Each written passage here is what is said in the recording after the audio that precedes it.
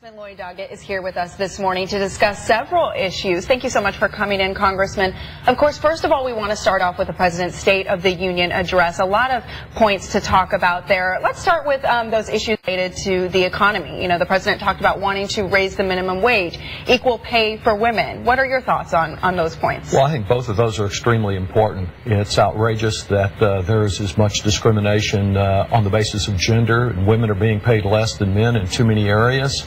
That's why we backed the Lilly Ledbetter Pay Act a few years ago that became law, but there's more that needs to be done.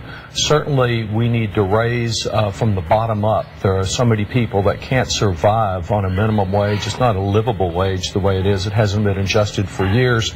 Overall, I would say on the economy, of course, the number one thing to do is to not have another government shutdown. That cut down jobs, it cut growth in the last quarter, and we need to be sure that that does not happen again. Right, we did hear the President speak about that. Now, going back to the minimum wage, though, you know, he spoke about making sure that this happens even without the backing of Congress. Of course, I think we know how some Republicans will feel about that. But as a Democrat, how do you feel about the President saying that, you know what, even if I don't have your support, I'm going to make this happen?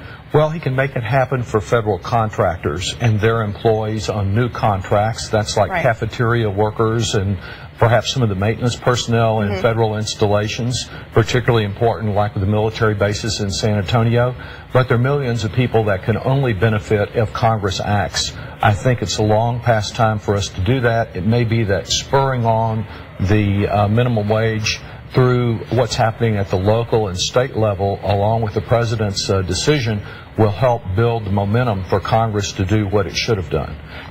Another key point of this speech was immigration reform. We really want to get to that because, of course, we know that that's a priority on both sides for Democrats and Republicans. But, of course, the big issue is whether or not they can come to an agreement, whether you guys can come to an agreement on that. Do you think it is possible to have comprehensive immigration reform this year to happen? I still have some hope for it. It's modest hope.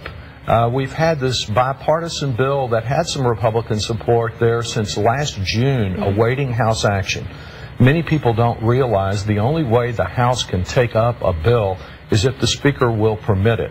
And he has let his caucus have a veto over that. They're discussing that today at a Republican retreat. They put out a statement of principles. But much like the fact that it took three Republicans, different factions, to respond to the President's State of the Union, they're very divided about this.